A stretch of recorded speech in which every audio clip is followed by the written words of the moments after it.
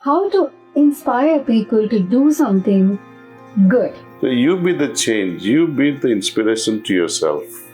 Most of us, when we talk to each other, we all feel as if we are all disappointing our parents, even when we are not doing anything to harm others. As a father, I like to see you perform at your best. Should we really become a parent? Should we really take up the responsibility of raising a child, looking at some other child when we're not able to? You are having children, you're investing in capital. It's like that, to have a good interest of grandchildren. Because it's the grandchildren who will give you so much of joy in life. But then again, here comes a generation, a very confused generation.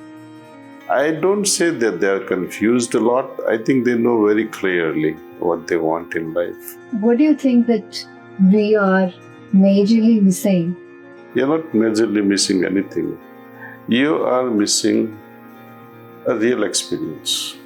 So at times it's also anger of the government or the people in power, and sometimes we feel powerless. You're not alone. There are many good-hearted people who will join you. In the beginning, you'll be alone. But then slowly there will be 2s and 3s and 4s, and that's how the team is built.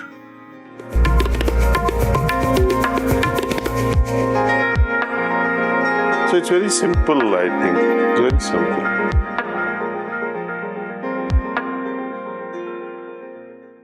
Welcome, Anandi, to Kanha Santivanam. Thank you, Daaji. So glad to be here. So it is a very nice experience to be here because I've been to Hyderabad before just once. But when I looked for the places to must visit on social media, it was much about the Instagrammable places. So I had missed this village. I'm very, very glad to be here this time. I think my stay in Hyderabad has become much more beautiful.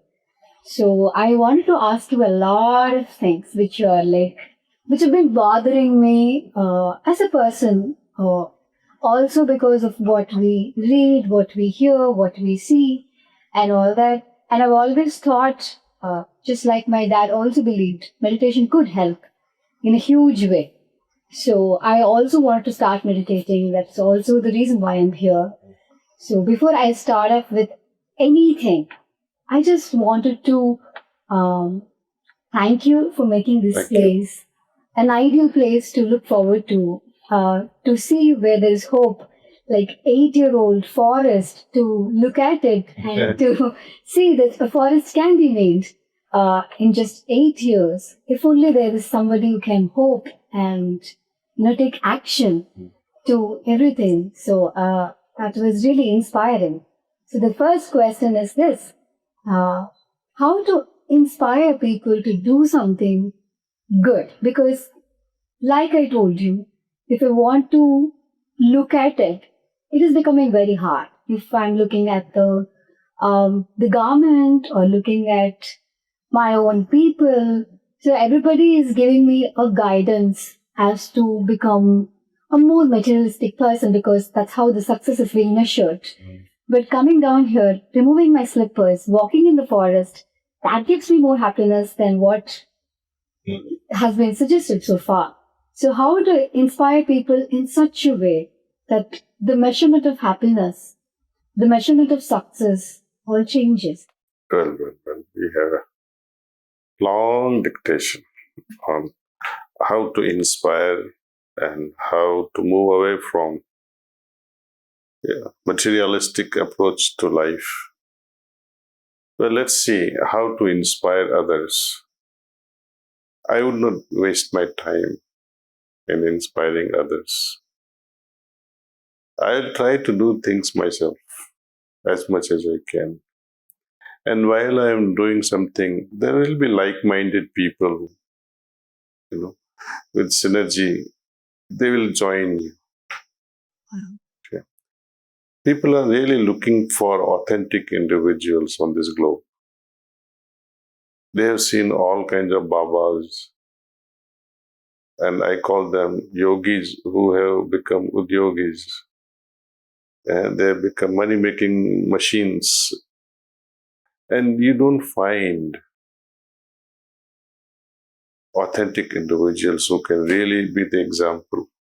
Very, very rare individuals. And whenever we talk of highly spiritual persons, one who has achieved, attained, we talk of Buddha, we talk of Ramakrishna Paramahansa, we talk of Kabir, we talk of everybody in the past, Swami Vivekananda. What were they talking? People in their presence. They were always comparing with the past. Today we are going back into the past and say, oh, they were so glorious. Right? Once in a while, once in 500 years or so, a great personality would come and try to inspire by leading a life of example. If I cannot dive deep in meditation, if I cannot go beyond Sahasradal Kamal, if I cannot go beyond Satchitanand, how can I teach that to others and say you can also attain that? Most Babas, they say, you are failing in experiencing all this because of your karmas. Or because you're not doing it correctly, or because you're not doing it regularly, or because there is some vastu of fear affecting your house, and so there are all kinds of excuses, reasons after reasons. But in order to give the authentic spiritual experience, this is the place. You come, meditate, and you don't have to sit with the guru. You can sit with any trainer. And if you don't want to sit with any trainer and you want to meditate in the comfort of your own home, download this app. A trainer will remotely connect with you and help you go through this meditation. It's a superb thing that you can have. And once you feel it in your heart, once you experience that energy, that divinity in your heart, automatically, your life will fine-tune itself with your inner call. Does it happen overnight in one instance? To many it does. To some, they take little time. But done this properly every single day, little by little, little by little. Even if you do this for 5 minutes, it will change your life.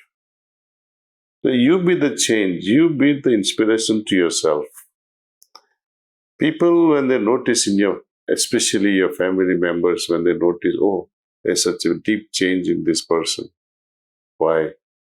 Then they will start digging into it, find why this person is now so good. Right? When it comes to materialistic rat race, nothing wrong with it. If you can invest all your energy into it and you can still lead a life without headache, go ahead. If you have the ability to make 2 crores, 10 crores, go ahead, make 100 crores. God is not going to stop you. God is always with us. Even when you want to commit a crime, killing someone, God doesn't cut off your hands, right? It goes on. The total freedom is given to us, and that is perhaps a big mistake of God. Using that freedom for our own evolution, that's the only thing we can do. And this evolution can happen when we integrate all facets of life. If I am flip-sided and only pursuing towards material world, I am doing that at a cost of spiritual life. And if I involve myself intensely in one direction towards spirituality, ignoring material life, then your family suffers.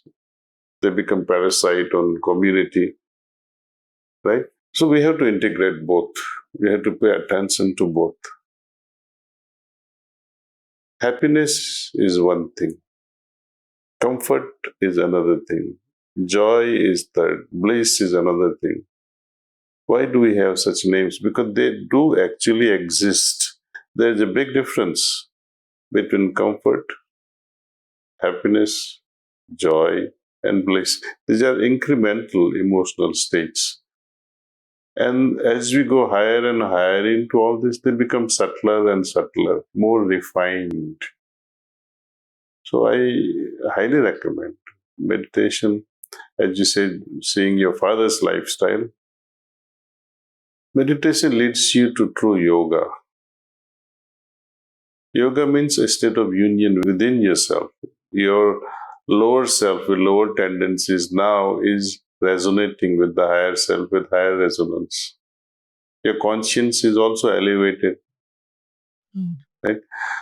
When we talk of consciousness, means to become more aware. Through meditation, you truly become more aware of everything around you. Next thing that kicks in, you become aware. For example, your neighbor is suffering, right? Doesn't have enough money for food. You become aware of it. What do you do next? Most people, they become aware of various things, but they don't have a plan for next action. Even phoning questions, oh, Ananti, how are you doing? Okay. And if she say, oh, no, I have a headache, are you going to help her? Or if you say, Ananti, how is your life doing? Oh, I'm suffering. I don't have enough money. Are you going to give her a few thousand rupees? Don't ask a stupid question, how are you? Unless you have real intention of caring for that person. Otherwise, just a gossip conversation. More like a hello. Hello. But Daaji, I wanted to ask you this because,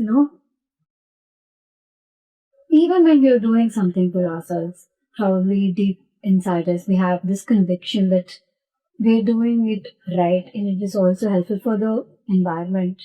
Probably it's helpful for us, for the internal peace. But as you said, coming from a family, we have a lot of commitments around us and the expectations are different. And sometimes it feels as we are disappointing our parents. And as a grown up child, I would say, most of us when we talk to each other, we all feel as if we are all disappointing our parents, even when we are not doing anything to harm others, or we are consciously doing things that would only benefit others. But still, it's something. There's a deep, deep psychology behind this feeling. Okay. You see, I have two boys. And my younger son, especially, when I ask him to do things, he said, Dad, you're always telling me to do that. And when I do that, it's not that he will not do it, he'll do it. Then my next request will be to do little better and little better. I said, your demands are never decreasing. I said, as a father, I like to see you perform at your best. If I see you're successful in your business at this level, you can do better. And there is no limit to refinement of humanity.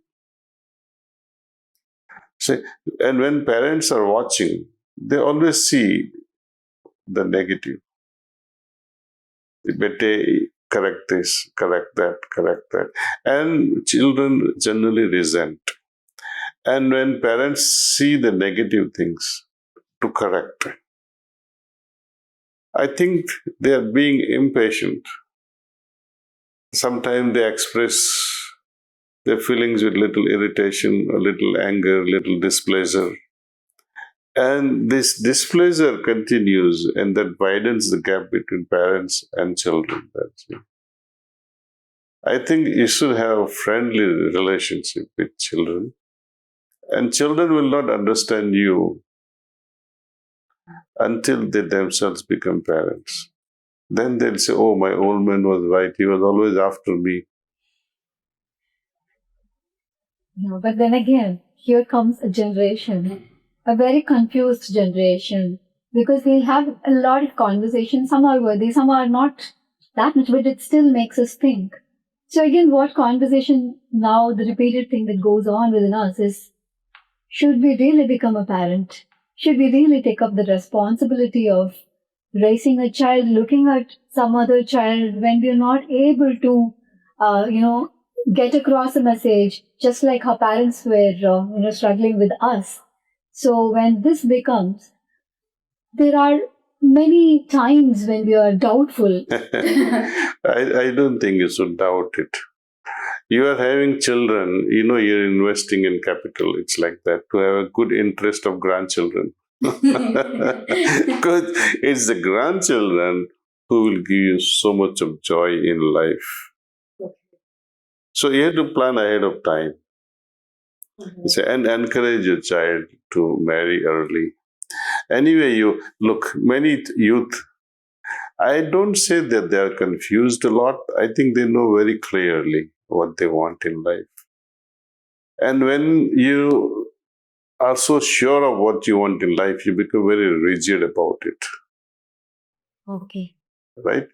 And that is, you lack flexibility. Then you have determined your mind, you have made up your mind and say, I'm not going to do this, I am not going to marry.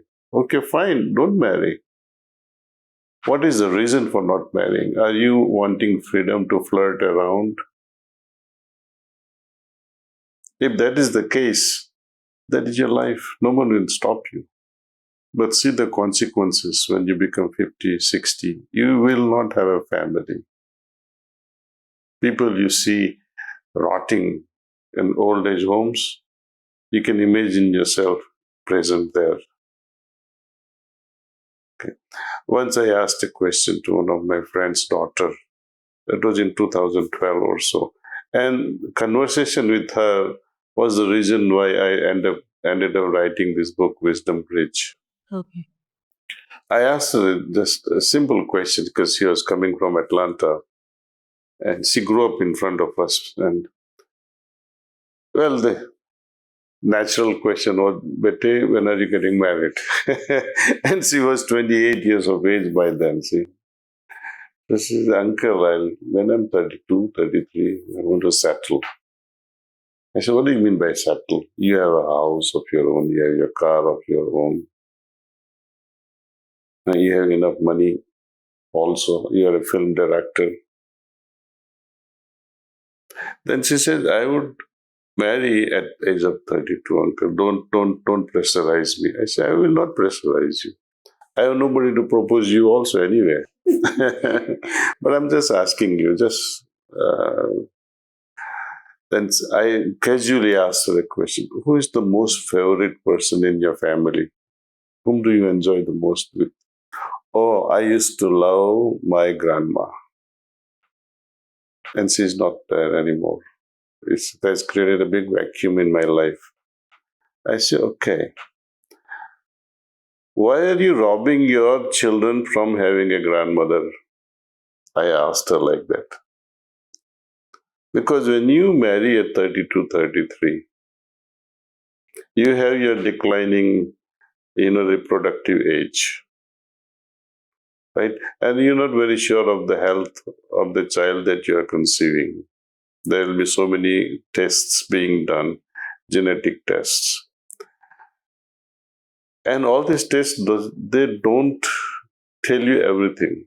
Because they have their own limitations too. Anyway, when you marry at 32, 33, when do you think you will have a child? Oh, 35, 36? Okay, fine. When your child becomes a teenager, how old will you be? This is 48, 49. I said, look, at that time, what will happen? You, with your menopause, so unstable, emotionally, you are so broken because of the hormones. And your teenage child's hormones are also boiling. You have your teenage life and see how you made your parents regret for having sex. That's what will happen to you. You are in a chaos. Your child is in chaos. So what happens to the roof of your house? It will be jumping up and down. See, the house will be in turmoil. Is this really what you want? And later on, what will be the age of your mother when you have this child turned teenager? She may not be even alive. And even if she is alive, she won't be able to play, converse, things of that nature. So the wisdom, the way you sit, the way you talk, the ancient stories from your childhood, from grandmother to grandchildren, it will not be there. It is not transferred. That bridge is broken. The wisdom bridge that gets transferred is broken, absolutely. And that's how there will be a cultural sabotage. Parents don't have time to influence you culturally because they're too busy. Grandparents are not there. So you remain a vacuum. And when you have your own children, what are you going to teach? You're an empty vessel. The cultural degradation, society's degradation will happen because of this choice that we have made, and I'm going to marry late for whatever reasons. Reproductively also, some people say, they argue, oh, I'm going to freeze my eggs. I'll save my sperm in a sperm bank. But these are all chances that you're taking, and something can go wrong, and kind of a child that you'll conceive, you'll only regret. So one thing is all about family. So even when I was growing up, it was mostly like, there has to be some work and life balance, personal life and work. Somewhere to even think about the environment, it took so many years. So only after that, when I look back, I asked my mom or grandma, they've been doing certain things to actually not hurt the environment. They've been doing it naturally. I think it was not something they wanted to do it consciously. It So it just was a happened. part of their lifestyle. So even when this is changing, let's say now we are more like rebels. We are not listening to so many things that are being passed down to us. So how do you think we can put across a message? Because certain lifestyle things that they're already doing, they're already doing it. So they're doing it, and if we can and if we're open to it, we can actually see that and do it for ourselves. But the problem is with the influence of media, with the influence of marketing, with the influence of advertising, the fears that we have, the values have been shifted. So now we are like in a chaotic world where we don't know who to follow, who to look. Well, I understand that. You see, there is a big difference between today's youth and people from my generation. People from my generation, they were not very sensitive to environment. Even now, they laugh at it. Today's youth is more sensitive to environment. They do really care. They do plant now and then. When you see during their vacation, they take up a hobby of planting on. So I think they are always looking for a platform how to improve environment. We should welcome them. We should welcome them and say, okay, um, even if you don't plant 100 trees every year, plant at least one. Okay. And my message to youth, plant something that can bring you so much of income. For example, let us see, today's youth, consider them teenagers. Hypothetical example of Bharat at the age of 15 or Bharati at the age of 15. If Bharat and Bharati, they plant on 1 acre 400 sandalwood trees. Okay. When these trees would mature, when they both turn 30, that means after 15 years, each tree at today's market price will bring them 5 lakhs. Times 400 trees in an acre. 5 lakhs times 400 is 20 crores. You are already crorepati at the age of 30, my dear. And when you do get married, For each child, you plant another 400. So when they also turn 15 and 16, you are teenager, they will also plant more. And you will have croropatis with every generations. If environment is not of your interest, at least money should be your interest. If nothing is interesting you, then we have no interest in you. So, do you look at this generation and what do you think that we are majorly missing? You're not majorly missing anything. You are missing a real experience. Everybody is bombarded. Even my generation was bombarded. My father's generation is bombarded, and they got convinced. We get convinced halfway through. Today's youth will not be convinced just by words. For example, they say, "Oh, believe in God." Youth will ask, "Why should I? I don't even know God exists or not." Right? And when a youth asks grandmother a question, "Grandma, do you believe in God?" She'll say, "Yes." "Why are you asking such questions?" And she might get angry also. You will upset her by asking such questions. But then, Mama, cool down. Let's have a real discussion. Why do you believe in God? Then grandma will say, because. Because what? My Shastra says so, our religion says so, my mother taught me this, my grandmother taught me this. Okay, but what about you? Have you felt the presence?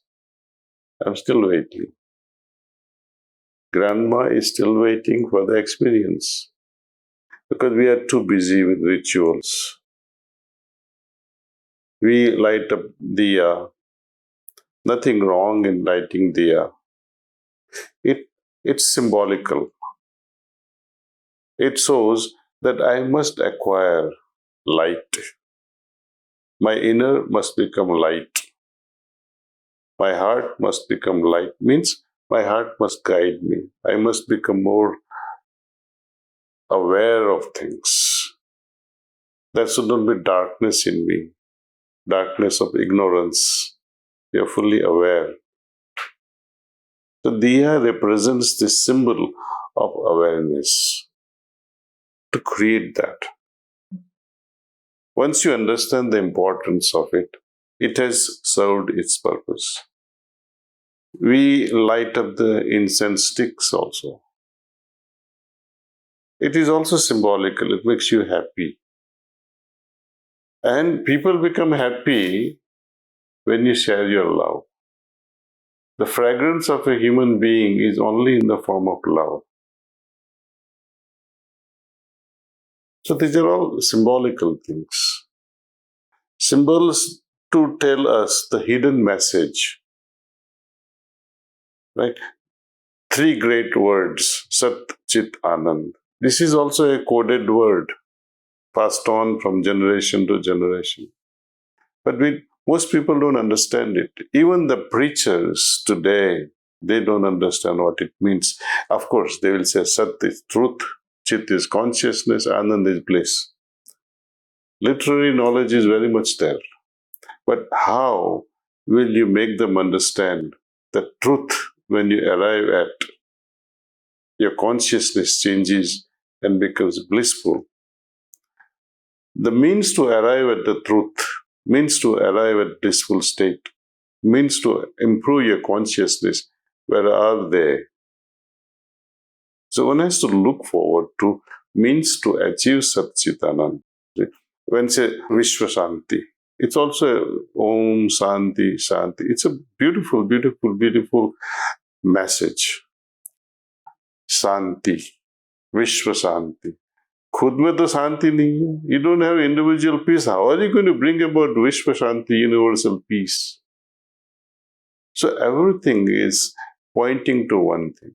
See, these are all hidden messages through mantras or words. You keep on reciting, unfortunately, without taking the next step. Both Santi as well as Satchitanand states, they are achievable only through meditation. You have seen the photographs of Lord Shiva. How would you describe Lord Shiva's photograph? Color of him he's sitting and then he's meditating, his eyes closed, sometimes his eyes open, and then probably he's focused, it looks as if he's having everything under his control, like especially he's having himself under his control. That's what I feel. Have you seen the photograph of Yoga Purusha, Lord Krishna? Yeah, very happy.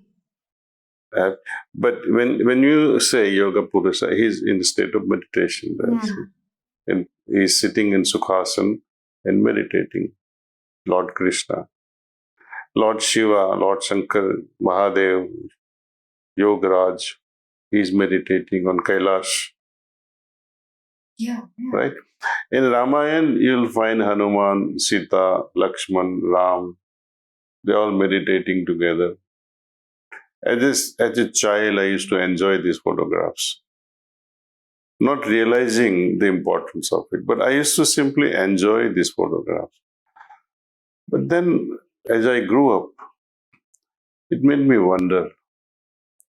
These are all divine Purushas, avatar Purushas, great personalities. They're complete beings, perfect beings. Why do they need to meditate? Yeah. So that prompted me, am I as perfect as them? If perfect beings need to meditate, I, being an imperfect person, I got to meditate. So I started. And I didn't know how to also meditate, but I used to close eyes like Lord Shiva and all those photos I would see. I just sit quietly, but nothing happened inside because you need someone to really walk you through your own consciousness. Later on, I found my Guruji, this Babuji Maharaj, with his levels of approach in spirituality, he could transmit his essence, what he has attained, into you and make it part of us. That you experience.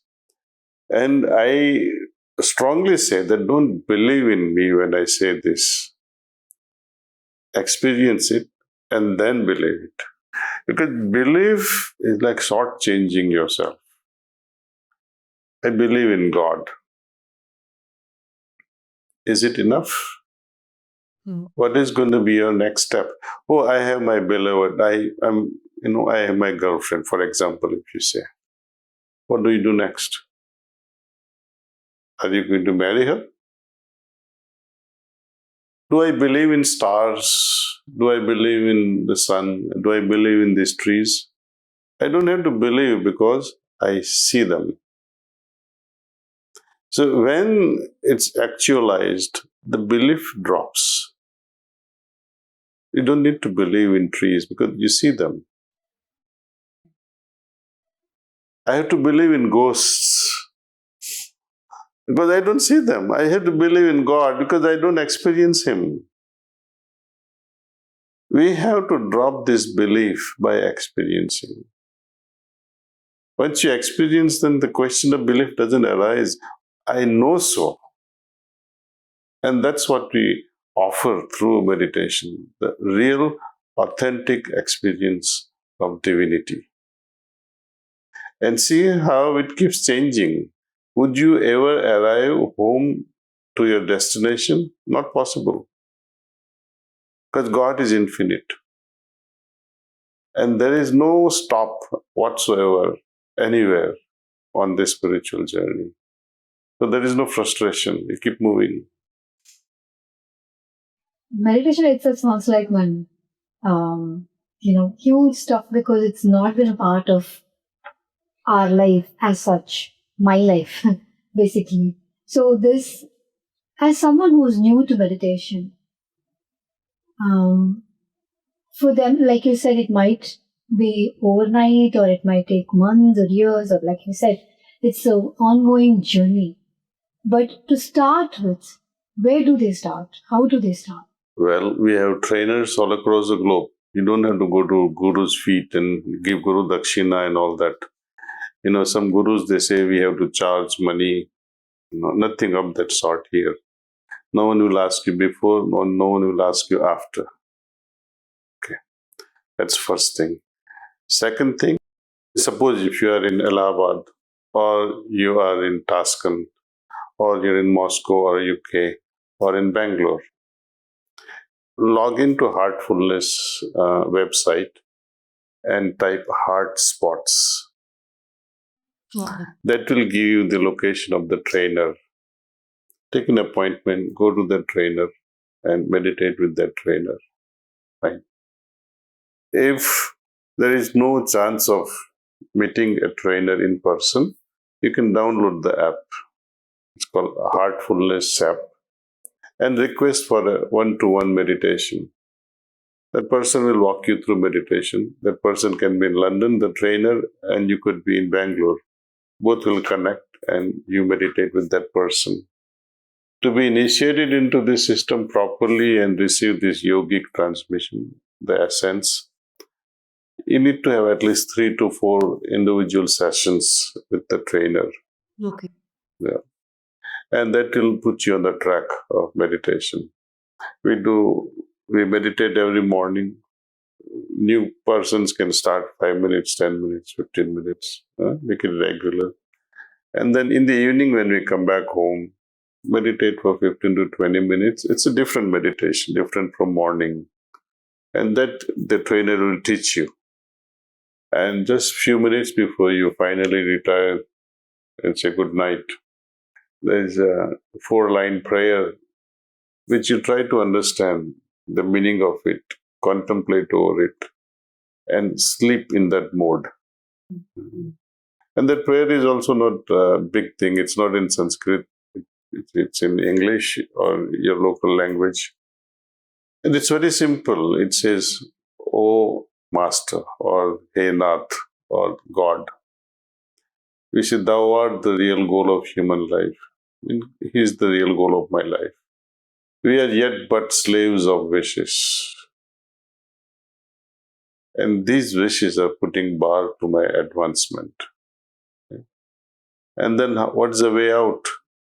Thou art the only God and power to bring us up to that stage, the goal. So you are the goal. What is problem and what is the solution? So it's a simple prayer. Anyone can practice after the age. You have to be minimum 15 years of age. One question. So when we start to sit with ourselves, like you said, we get to know a lot about ourselves. So what if it is too much to handle? What if we have so much of confrontations that are happening? Well, it's a good thing, no? Suppose you're looking at the mirror. There's one spot on the right side of your nose, another spot here, and some dirt here. Do you get overwhelmed seeing all these spots on your face? You will want to clean it. Right? So when I am looking at my inner mirror, when you see your own ugliness, don't be frightened. Try to work on them and see how beautiful you can become from inside. Only when we become aware of our own weaknesses, our own problems, more than 50% problem is over. Solution is the next thing left. When we keep on ignoring the weaknesses and problems of life, they are not going to be solved. They will remain within our subconscious. It will burden us. So it's best to face them head on and tackle it. Okay.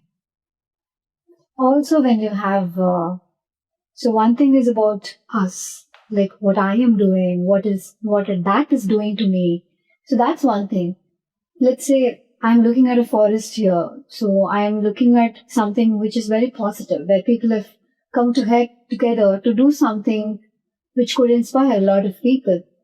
So at times there's also anger of the government or the people in power or people in position. And sometimes we feel powerless when there is power and we're not able to question it. Let's say there is a dog in my street and it is not being treated properly, but when I go confront somebody of treating it not properly, there is a lot of commotion in the area. So sometimes we feel like, okay, shall I ignore it for my mental peace, or should I go down and do something about it? Because it's not going to be easy. It's going to be a very difficult conversation, difficult journey as such. If it is going to be going beyond the street, probably it will be a difficult journey also. Like few minutes before our session, we were talking about politics also. So sometimes I feel when we feel something is right, shall I put myself through that difficulty to get things done right? Or should I balance it in such a way that it doesn't affect me so much, but it would also curb my interest in doing something for others or for the environment? So how do I balance this? Well, do whatever you can within your limits. That's all that you can do. Okay.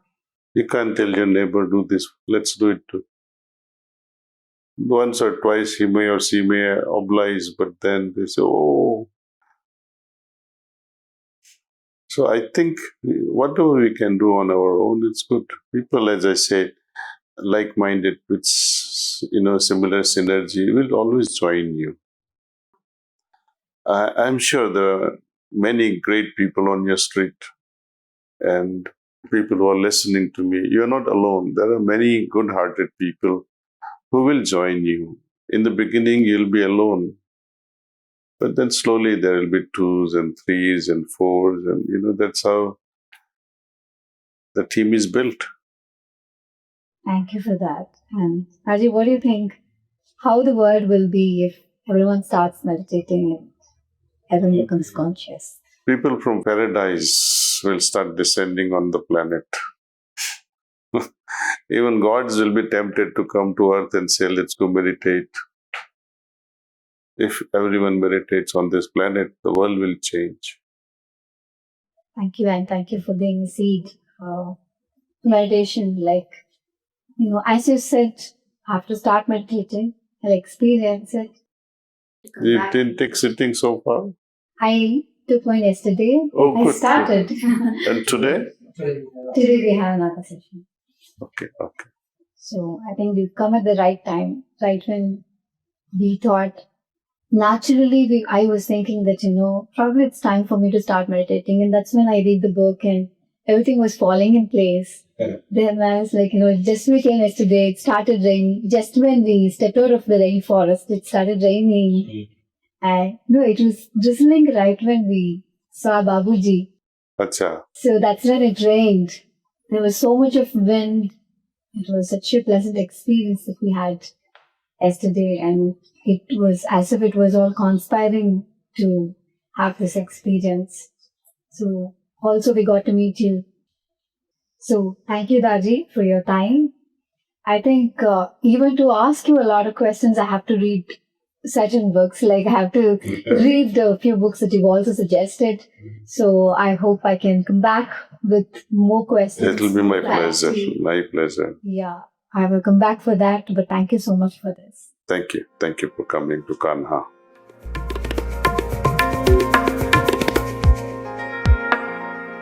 So it's very simple, I think. It's very simple.